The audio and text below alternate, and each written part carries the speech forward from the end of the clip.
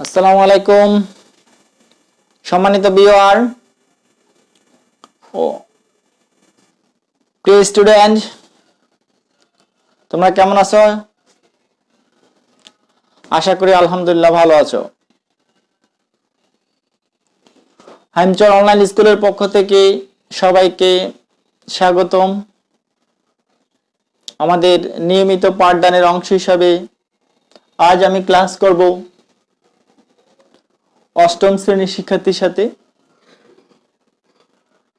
অষ্টম শ্রেণীর সপ্তম অধ্যায়ের সেটের পার্ট 2 নিয়ে ক্লাস করব। তো শিক্ষার্থীরা খাতা কলম নিয়ে রেডি? যেহেতু গণিত ক্লাস, অবশ্যই আমাদের কি সাথে খাতা কলম রেডি থাকতে হবে। আমার সাথে সাথে সাথে নোট করতে হবে যাবতীয় তথ্যগুলো। আমার লাস্ট ক্লাস এই অষ্টম শ্রেণীর সাথে করেছিলাম, সেটা ছিলাম সেটের আমার পার্ট 1-এ।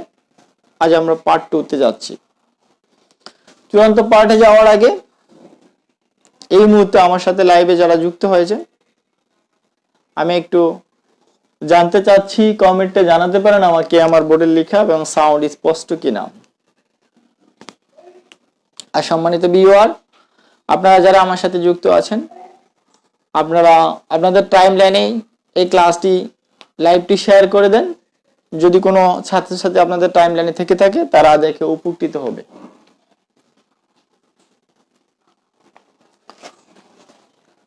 তো আজকে শুরু করে দিই আমাদের নির্ধারিত যে পার্ট, সেই পার্টের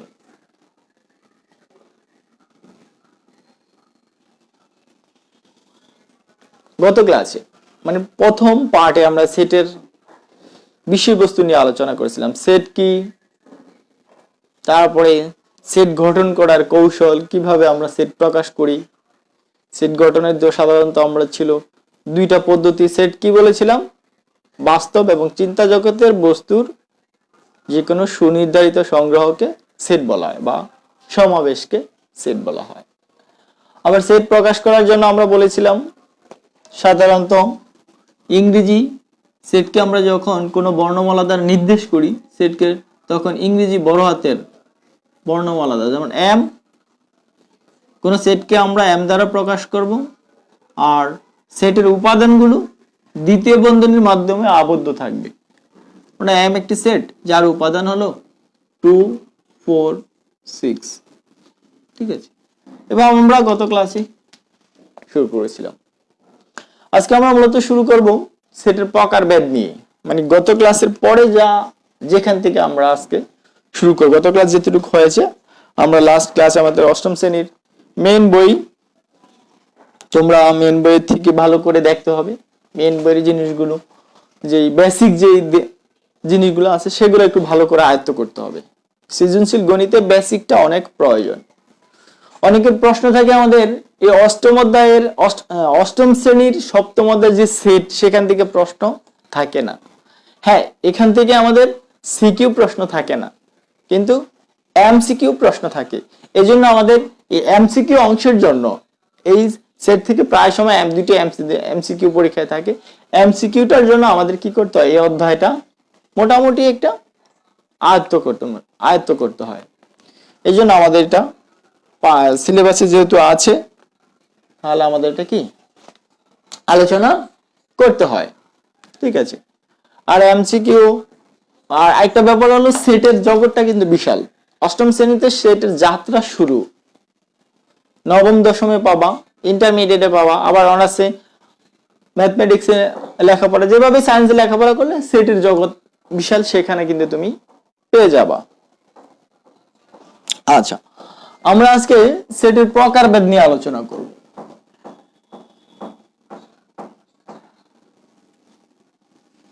প্রকারভেদ শুরু করি। প্রকারভেদ তোমরা বিভিন্ন সময়, যেমন আমরা বলেছি অনেকগুলো বস্তু একসাথে সংগ্রহ করলে তখন সেই সংগ্রহটা কি সেট বলা হয়। আমরা বিভিন্ন সময় বিভিন্ন ধরনের সেট দেখেছি। যদি বলি আমরা গ্লাস সেট, তার মানে এখানে আমাদের বাংলাদেশের সিস্টেম 6টা গ্লাসে একটা সেট হয়। আবার যদি বলি আমরা সোফা সেট, তাহলে সোফার এই যে আমাদের ড্রয়িং রুমে যে সেট সাধারণত 4-5টা নিয়ে একটা সেট হয়, তো এখানে নির্দিষ্ট কিছু সংখ্যক থাকে। আর কোন একটা ক্ষেত্র যদি চিন্তা করো যা কি যার উপাদানগুলো অনির্দিষ্ট, সেগুলা যেমন আমরা ছোটকাল থেকে তোমরা দেখে আসছো, বলছে আকাশের তারা কি গণনা করা যায় না। তাহলে এখানে আকাশের তারা, এই যে আকাশের তারকার যদি আমরা একটা সেট চিন্তা করি, তাহলে সেই সেটটা কি গণনা করা যায় না। এইখান থেকে অসীম আর সসীমের একটা ধারণা চলে আসে। সসীম মানে সীমিত। তাহলে সেটের প্রকার প্রথমে আসি আমরা কি সসীম সেট, অসীম সেট। 1 নম্বরে যদি আমরা কি আসি সসীম সেট, সসীম সেট, 2 আসে কি অসীম সেট।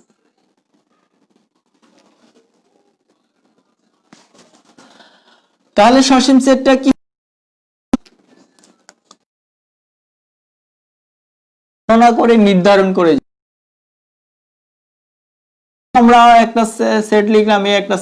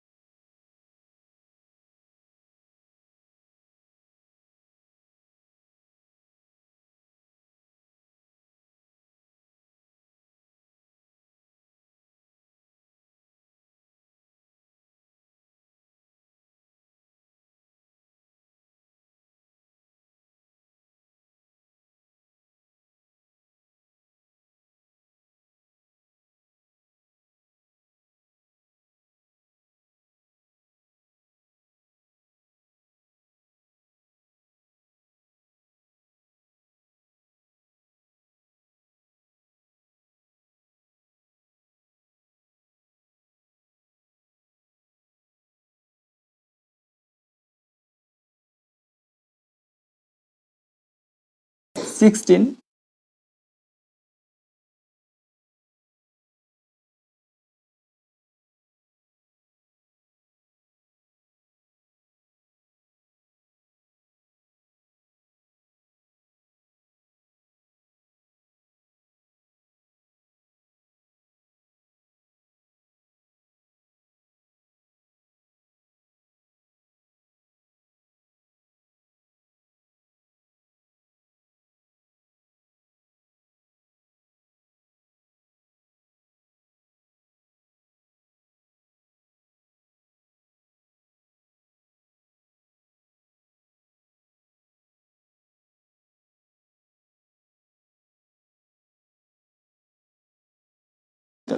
এখন আমরা এই 4 দ্বারা 4 কে ভাগ করা যায়, 8 কে ভাগ করা যায়, তারপরে 12, 16, এরপরে আরো আছে 16 পরে 20, 20 এর পরে 24, 24 এর পরে 28, তারপরে 32, এগুলা কি 4 এর গুণিতক। কিন্তু কত পর্যন্ত আছে এটা কি আমাদের জানা আছে? এটা আমাদের জানা নেই, কারণ এই যে আমাদের স্বাভাবিক সংখ্যার একটা সেট, এটাও কিন্তু স্বাভাবিক সংখ্যা 1 2 3 4 5 6 আমাদের কি জানা নেই। ঠিক আছে, তাহলে এই সেটটাও কি আমাদের অসীম সেট। কিসের অসীম সেট? কারণ এই উপাদানগুলোর সংখ্যা কি গণনা করে শেষ করা যায় না। তাহলে এখানে সসীম সেট, অসীম সেট গেল। ঠিক আছে, তাহলে সসীম সেট, অসীম সেট ক্লিয়ার। আমি জানি তোমরা এগুলো জানো, অনেকেই আইডিয়া আছে। প্রিয় শিক্ষার্থীরা, অবশ্যই আমার ক্লাসটি যাদের চোখে পড়ে, তোমরা যারা ক্লাসটি করো, নিজেরা ক্লাসটি করবা এবং তোমাদের বন্ধুদেরকে ক্লাসটি করার সুযোগ করে দিবা। এবার আরেকটা আসি আমরা ফাঁকা সেট।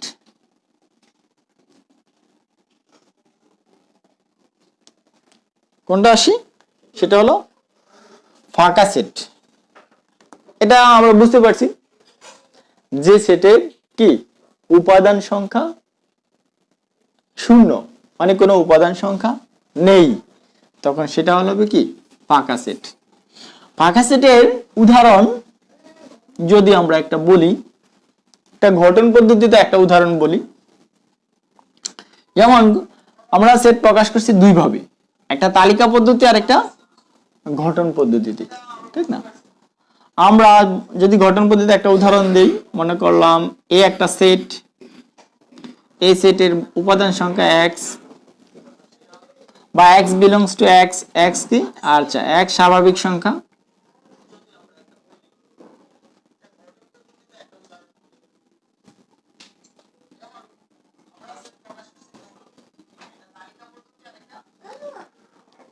স্বাভাবিক সংখ্যা এবং 2 less than x less than 3।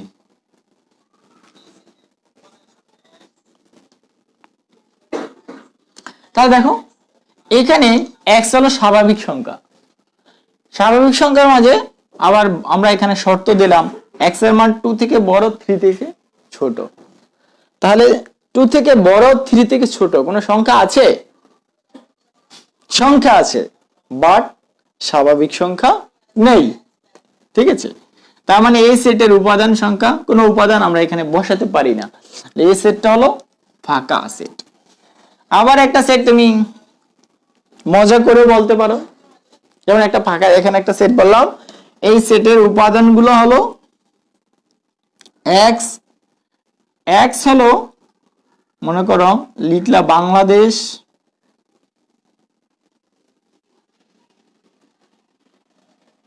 ও চায়নার বর্ডারে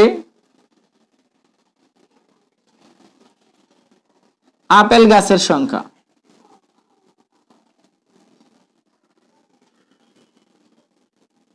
ঠিক না? আচ্ছা দেখো আমাদের এইটার কোনো এক্স এর বাংলাদেশ এবং চায়নার বর্ডারে কোনো আপেল গাছের সংখ্যা আছে? প্রথমত কথা হলো বাংলাদেশ সাথে চায়নার কোনো বর্ডার নেই, তার মানে আপেল গাছও নেই। বাংলাদেশে ইন্ডিয়া হলে সেটা চিন্তা করা যেত যে বাংলাদেশ ইন্ডিয়ার সাথে বিশাল একটা বর্ডার আছে, সীমান্ত আছে, সেই সীমান্তে কি আছে আমাদের গাছ থাকতে পারে, আপেল গাছ, জীবক মনে করলো। কিন্তু এখানে আমাদের বাংলাদেশ আর চায়নার সাথে কোনো বর্ডার নেই, সুতরাং তাদের কি আপেল গাছের সংখ্যাও নেই। তা এই সেটটা হলো কি? ফাঁকা সেট, ঠিক আছে? এইটা হলো আমাদের ফাঁকা সেট। এখন দেখো ফাঁকা সেট ক্লিয়ার হয়ে গেল। এখন মনে করো একটা সেট দিলা তুমি, সি একটা সেট দিলা, উপাদান সংখ্যা 0 দিলা, এটা কিন্তু ফাঁকা সেট না, তার উপাদান আছে, সেই উপাদানটা 0। ফাঁকা সেট হলে এখানে কোনো উপাদান থাকবে না। ফাঁকা সেটে আমরা সাধারণত এই যে সেকেন্ড বন্ধনী দিয়ে প্রকাশ করি, এর ভিতরে কোনো উপাদান থাকবে না। আর একটা প্রতীক আছে ফাঁকা সেটের, এইভাবে দিয়ে 0 দিয়ে আমরা কি করব, এটা নট, এটা কেটে দিব, বৃত্ত দিয়ে কি করব, উপরে একটা টান দিয়ে দিব, তাহলে এটা কি ফাঁকা সেটের প্রতীক। যদি আমরা চিন্তা করি এই দুইটা কি ফাঁকা সেট প্রকাশ করার জন্য এই প্রতীকগুলো আমরা ব্যবহার করে থাকি। আমরা সেকেন্ড বন্ধনী এভাবে দিতে পারি, অথবা এইভাবে ফাঁকা সেটের প্রতীক ব্যবহার করতে পারি।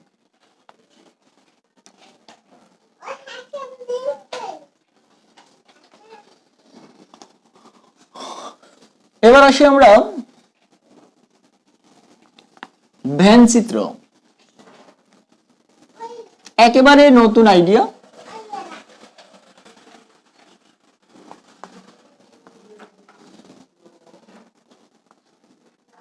বিজ্ঞানী জন ভেন, যাও এই এই খেলনা, আচ্ছা হ্যাঁ, তা দেখো ভেন চিত্র একেবারেই তোমাদের জন্য নতুন। আমরা যা করাচ্ছি টোটাল পার্টটাই নতুন তোমাদের জন্য, অষ্টম শ্রেণীর জন্য। এই চিত্রকে আমরা কয়েকটি সেট দেখলাম, এই সেটকে যখন চিত্রের মাধ্যমে প্রকাশ করা হয়েছে তখন সেই চিত্রকে বলা হয়েছে ভেন চিত্র। বিজ্ঞানী জন ভেন সর্বপ্রথম সেটকে চিত্রের মাধ্যমে প্রকাশ করেছে। কি? বিজ্ঞানীর নাম হলো জন ভ্যান, ঠিক আছে, ওনার নাম। ওনার একটা জীবনকাল আছে, আমাদের বইয়ে দেওয়া আছে 1834 থেকে 1883।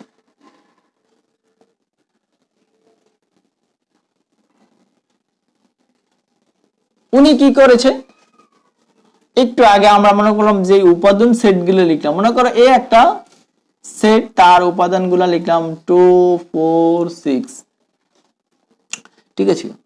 আবার বি একটা সেট, তার উপাদানগুলো লিখলাম আমরা 2 5 7, 2 5 7। এখন দেখো এই দুইটা সেট, আমরা কি করলাম, এই সেটটাকে প্রকাশ করব একটা চিত্রের মাধ্যমে, আর বি সেটকে প্রকাশ করব আরেকটা চিত্রের মাধ্যমে, ঠিক না। এই সেটের উপাদানগুলো 2,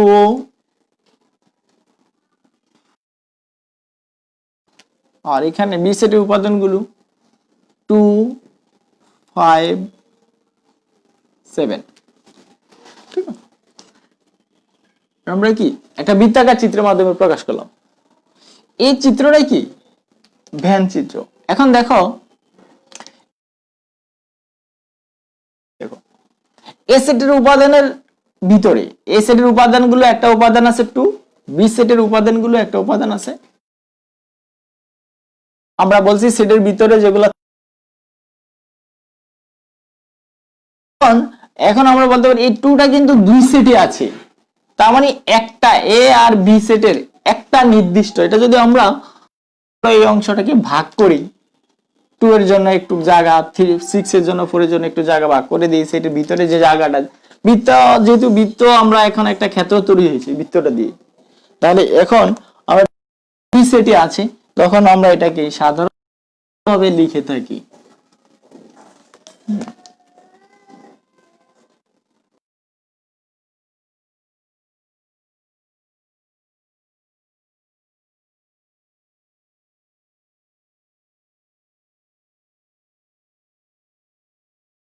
এখানে কত 4 আর 6 আর এখানে 5 7। তার মানে এখানে এই অংশটা আমাদের, এই যে অংশটা মাঝের যে অংশটা আছে, এই অংশটা কি আমাদের কি আছে, বি। এই অংশটা এ সেটও আছে, বি সেটও আছে, এই অংশটা, এই এলাকাটুকু, ঠিক না। তাই এই এলাকার মানই কিন্তু আমরা এখান থেকে, যেহেতু এর উপাদানগুলো দেওয়া আছে, এটা তালিকা পদ্ধতিতে আবার এর মানগুলো দেওয়া আছে 2 4 6 আর বি এর মান 2 5 7।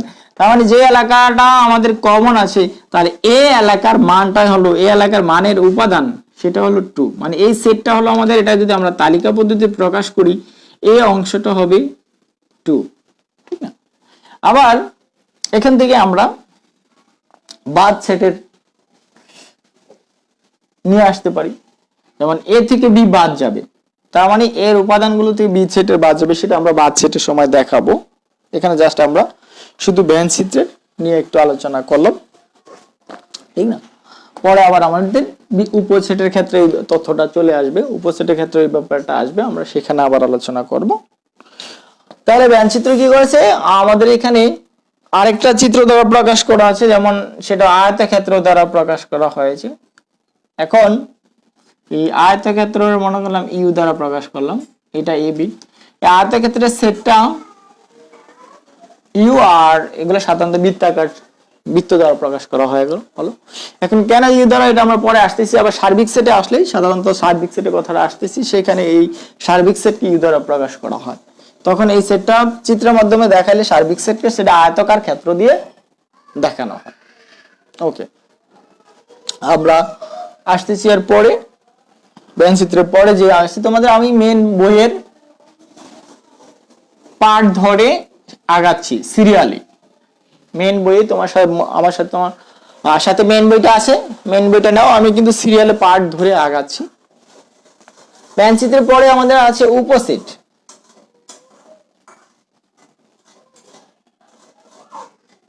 গুরুত্বপূর্ণ একটা পার্ট উপসেট। আমরা উপকথাটা বিভিন্ন জায়গায় পেয়েছি, কোন পদের সচিব, উপসচিব এই ধরনের কথা পেয়েছি, ঠিক না? ক্ষেত্রে তার মানে উপ সহকারী পেয়েছি, উপ সহকারী পরিচালক ইত্যাদি পদগুলো পেয়েছি। এখান থেকে আমরা একটা ধারণা নিতে পারি।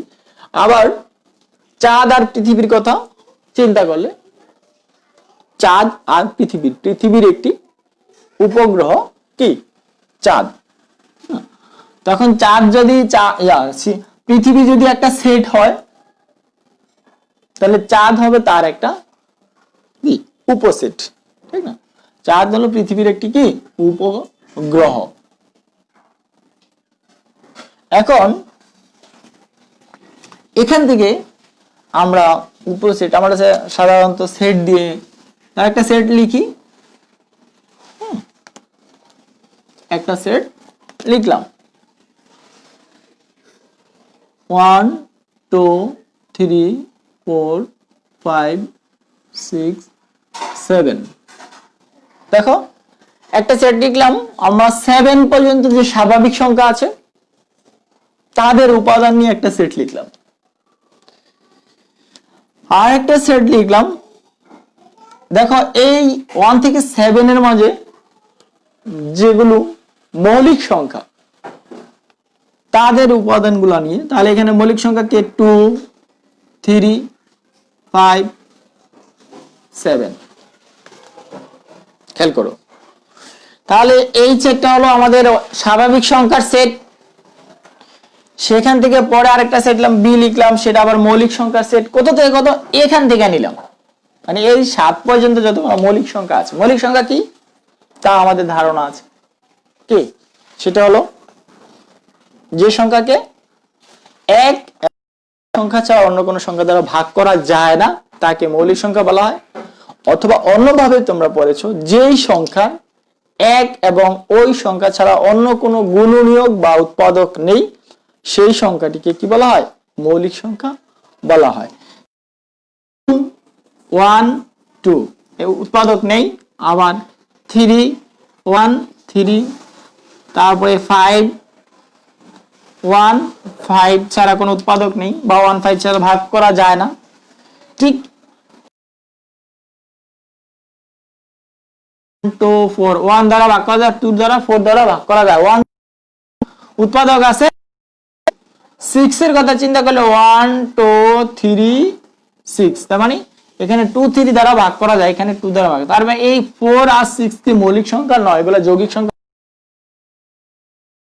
আর এগুলো হলো সংখ্যা। ওকে, তাহলে আমরা এখান থেকে মৌলিক যৌগিক সংখ্যাগুলো জেনে নিলাম। তাহলে আসলাম, বলছিলাম উপসেট।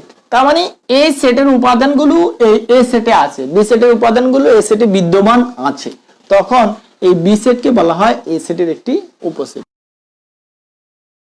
60টা উপাদান আছে, তুমি আরো অনেকগুলো কি করতে পারো, সেট গঠন করতে পারো। সি সমান সমান, এবার নিজে ইচ্ছা মতো 1 2 নিলা, তারপরে নিলা ডি সমান সমান, তারপরে 5 6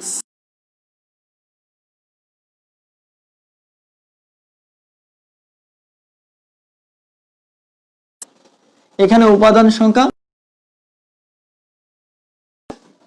তার মানে 7 এতটি, এটা যত হবে এটা মানটা ততটি সেট গঠন হবে। আমরা একটু আসতেছি। তার মানে এখান থেকে আমরা যদি বলি উপসেটটা কি, একটা সেটের উপাদানগুলো নিয়ে যতগুলো সেট গঠন করা যায় ওই সবগুলো সেটকে তার উপসেট বলা হয়। আমরা একটু সহজে চলে আসি, একটু ছোট্ট সেট নেই। একটা সেটের উপাদান 1 2, আরেকটা সেটের উপাদান, আরেকটা সেট বললাম বি, এ বি সি, তার মানে এটার উপাদান হচ্ছে দুইটা, এই দুইটা নিয়ে আরো কিছু সেট গঠন করব। তাহলে কি করতে পারি, একটা 1 নিলাম, একটা 1 নিলাম, হলো একটা সেট। তারপরে 2 নিলাম, আরেকটা হলো, আর আরেকটা নিলাম যে সেটটা আছে 1 2, একটা সেট হলো। মনে করো 1 2 সেটটা আছে, আবার 1 2 সেটটাকে আরেকটা নামে প্রকাশ করতে চাই, এ বি ইত্যাদি নামে, ঠিক না? আরেকটা সেট আমরা সেটা মনে করলাম নাই, সেটা ফাঁকা সেট। তাহলে এখান থেকে আমরা ঠিক একইভাবে এখানে উপাদানগুলো নিয়ে যে সেটা হবে, যদি একটা করে উপাদান নেই, এ, তারপরে হবে সরি বি সি। এবার আমরা দুইটা উপাদান নিব, এ কমা বি, তারপরে এ কমা সি, ঠিক না? তারপরে বি কমা সি, তারপরে তিনটা নিতে পারি, এ বি সি, আরেকটা হলো ফাঁকা। এই দুইটা সেট যদি আমরা পর্যালোচনা করি, কি দেখা যায়? দেখো 1 2 1 2 এখানে আছে, তার মানে 1 2 নিয়ে তো সেট গঠন করলাম, আবার 1 2 একসাথে, তার মানে এই মূল সেটটাও কি তার একটা উপসেট। এখানে A B C, A B C তিনটা আলাদা নিলাম, আবার দুইটা করে A B A C B C নিলাম, তারপর নিলাম এ বি সি নিয়ে আরেকটা সেট হলো, আবার সর্বশেষ বললাম ফাঁকা সেট। তার মানে এখান থেকে একটা কথা বলতে পারি, এই ফাঁকা সেটটা সকল সেটের উপসেট। ফাঁকা সেটটা কি সকল সেটের উপসেট। এখন দেখো, তাহলে কি বললাম আমরা, একটা সেট থেকে এই কতটা উপসেট গঠন করতে পারি। এখানে উপাদান ছিল আমাদের দুইটা, উপাদান ছিল দুইটা, আর সে উপসেটের সংখ্যা হলো 4টি। এখানে উপাদান ছিল তিনটা, উপসেটের সংখ্যা হলো 8টি। এখান থেকে আমরা একটা কি পাই, ফর্মুলা আমরা বের করতে পারি। যদি এখানে কি দিতে পারি আমরা, উপাদান সংখ্যা 2, এখান থেকে এটারে লিখতে পারি 2 পাওয়ার 2, এই 4 কে লেখা যায়, 8 কে লেখা যায় কত, 2 কিউব। তার মানে এই 2 হলো কি উপাদান সংখ্যা, এই 3 হলো এই সেটের উপাদান সংখ্যা। তার মানে দুইটা হলে 4টা গঠন করতে পারি, 4টা উপসেট পাবো। উপাদান সংখ্যা 3টা হলে উপসেট সংখ্যা পাবো 8টা। যদি উপাদান সংখ্যা কি হয়, 4টা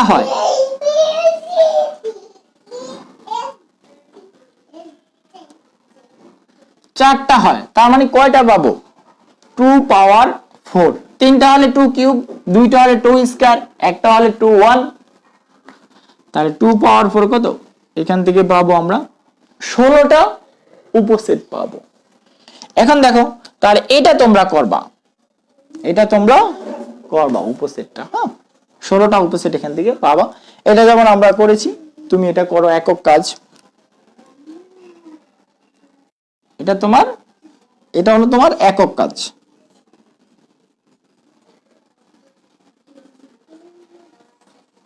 ঠিক আছে? এটা তুমি করবা। এখান থেকে উপসেটের সংজ্ঞাটা আমরা এখন বলতে পারি। তাহলে কি বলতে পারি, একটা সেটের উপাদানগুলো নিয়ে যতগুলো সেট গঠন করা যায়, ওই সেটগুলোকে প্রদত্ত সেটের উপসেট বলা হয়, ঠিক আছে? তাহলে এখান থেকে আমরা একটা সংজ্ঞা, এখন এই উদাহরণগুলো থেকে আমরা বলতে পারি উপসেটটা কি। উপসেট এর প্রতীক, যেমন আমরা এখানে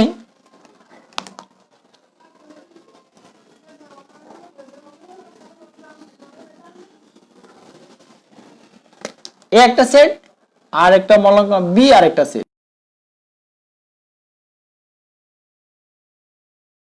উপাদান যেহেতু আছে, তাহলে এখানে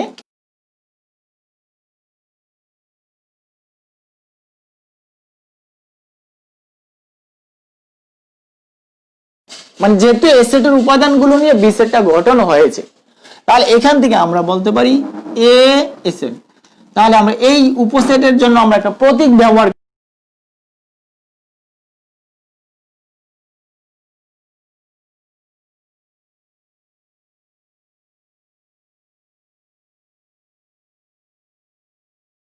তাহলে এটা বলি আমরা বি সাবসেট অফ এ, এই প্রতীক দ্বারা। এখন এটা কি আছে, একটা সমান চিহ্ন আছে, কারণ উপসেটটা আবার কি হতে পারে, ওই সেটের সি সেটটা হয়, সেটা হলো কি হবে,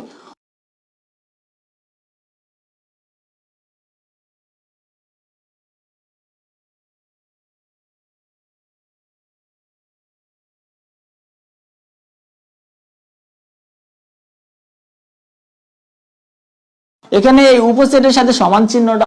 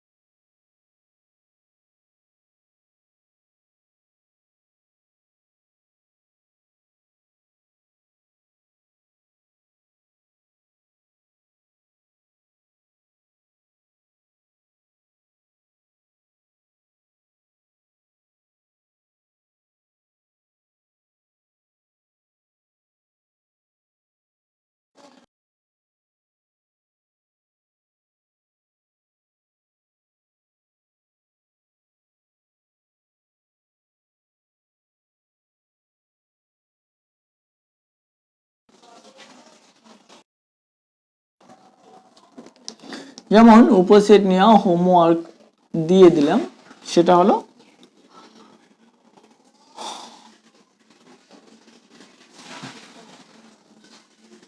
এ একটা সেট যেটা উপাদান 1 2 3 4, তাহলে এটা কি করবা তুমি, এর উপসেট গুলো বের করো।